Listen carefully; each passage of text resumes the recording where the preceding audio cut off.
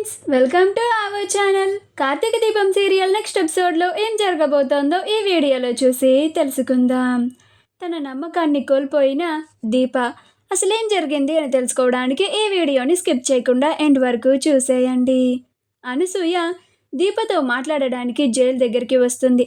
అలా దీప అనసూయతో శౌర్య గురించి, అలానే కార్తీక్, కాంచనలు మీరు నలుగురంతా జీవితాంతం కలిసే ఉండాలి, నా బిడ్డని చక్కగా చూసుకోండి అని అప్పగింతలు చెప్తూ ఉంటుంది. అప్పుడు అనసూయ, ఏంటే దీప, నీకేమన్నా మతేమన్నా పోయిందా ఏంటి? ఈ అప్పగింతలేంటే, ఎందుకు ఇలా మాట్లాడుతున్నావు అని అంటుంది. అప్పుడు దీప, ఎందుకంటే ఇక ముందు ముందు ఏం జరుగుతుందో నాకు అర్థమైపోయింది అత్తయ్య, అందుకే ఇలా మాట్లాడుతున్నాను. మీరు నన్ను ఇంక చూడకపోవచ్చు కూడా, మన ఇద్దరం ఇలా మాట్లాడుకోలేకపోవచ్చు కూడా అని అంటుంది. అప్పుడు అనసూయ, దీప అలా మాట్లాడకే, నువ్వు అలా మాట్లాడుతూ ఉంటే నా మనసుకు చాలా కష్టంగా ఉంది అని అంటుంది. అప్పుడు దీప, కొన్ని అలానే కష్టంగా ఉంటాయి అత్తయ్య, కానీ వాటిని తట్టుకొని నిలబడాలి, అదే జీవితం కదా అని అంటుంది. అప్పుడు అనసూయ, ఇప్పుడేమైందనే, ఎందుకే ఇలా మాట్లాడుతున్నావు అని అంటుంది. అప్పుడు దీప, ఇంకేమవ్వాలత్తయ్య, ఇంకొక రోజులో నాకు 10 ఏళ్ళు శిక్ష పడబోతోంది అని అంటుంది. అప్పుడు అనసూయ ఆ మాటకి చాలా కోపం తెచ్చుకొని, దీప నోరు మూస్తావా ఇంకా? నీకు 10 ఏళ్ళు శిక్ష పడడం ఏంటి? నువ్వెలాంటి తప్పు చేయలేదు కదా అని అంటుంది. అప్పుడు దీప, నేను అదే అనుకుంటున్నానత్తయ్య, కానీ అది నిరూపించుకోవడానికి సాక్ష్యాలు ఉండాలి కదా, ఆ సాక్ష్యాలు లేనప్పుడు నేను శిక్షని అనుభవించక తప్పదు, నాకు శిక్ష పడక తప్పదు అని అంటుంది. అప్పుడు అనసూయ, నువ్వు అలా మాట్లాడకే, కార్తీక్ బాబు తన సాయశక్తులా ప్రయత్నిస్తున్నాడు, నిన్ను ఎలాగైనా ఖచ్చితంగా బయటకు తీసుకొస్తాడు అని అంటుంది.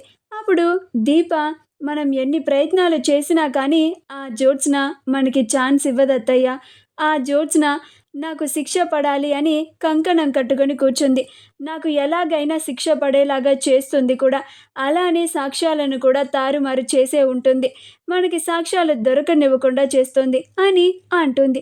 అప్పుడు అనసూయ, ఎవరెన్ని చేసినా కానీ పైన దేవుడని ఒకడున్నాడే, ఎవరు తప్పు చేశారు, ఎవరు తప్పు చేయలేదు, ఎవరెలాంటి వాళ్ళో ఆయనకి బాగా తెలుసు, ఎవరికి శిక్ష పడేలాగా చేయాలో, ఎవరికి శిక్ష పడకుండా చేయాలో ఆయన చూసుకుంటాడు, ఆ దేవుడు ఖచ్చితంగా నిన్ను బయటికి వచ్చేలాగా చేస్తాడు అని అంటుంది. అప్పుడు దీప, నాకు నమ్మకం లేదు అత్తయ్య, నేను నా నమ్మకాన్ని పూర్తిగా కోల్పోయాను, అందుకే ఇలా మాట్లాడుతున్నాను అత్తయ్య, నా బిడ్డని జాగ్రత్తగా చూసుకో అని అంటుంది.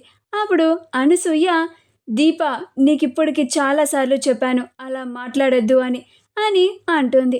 అప్పుడు దీప, నన్ను క్షమించత్తయ్య, నువ్వు మాట్లాడొద్దు అన్నా కానీ నేను మాట్లాడుతున్నందుకు నా కూతురికి నేను వస్తాను అని చెప్పు అని అంటుంది.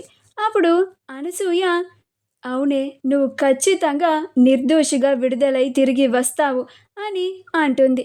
అప్పుడు దీప, శౌర్య మారం చేస్తూ ఉంటే ఏదో ఒకటి సర్ది చెప్పి అమ్మ తిరిగి వస్తుంది అని దాన్ని రోజు స్కూల్కి పంపిస్తూ ఉండత్తయ్య, టైంకి అన్నం పెట్టు అని అంటూ ఉంటుంది. అప్పుడు అనసూయ, దీప నోరు మూసుకుంటావా లేదా అని అంటుంది. అప్పుడు దీప, నా కూతురికి చెప్పత్తయ్య, ఆ జ్యోత్స్న చెప్పిందే నిజమని, అమ్మ ఇప్పుడల్లా తిరిగి రాదు అని చెప్పు, కానీ ఖచ్చితంగా తిరిగి వస్తుంది అని చెప్పు, అది ఎప్పుడో చెప్పలేను అని చెప్పు అని అంటుంది. ఆ మాటకి అనసూయ బాధపడుతూ ఉంటుంది. మా వీడియో కనుక మీకు నచ్చినట్లయితే లైక్ చేయండి, షేర్ చేయండి, మా ఛానల్ని సబ్స్క్రైబ్ చేసుకోండి, పక్కనే ఉన్న బెల్ ఐకాన్ని క్లిక్ చేయడం మాత్రం మర్చిపోకండి.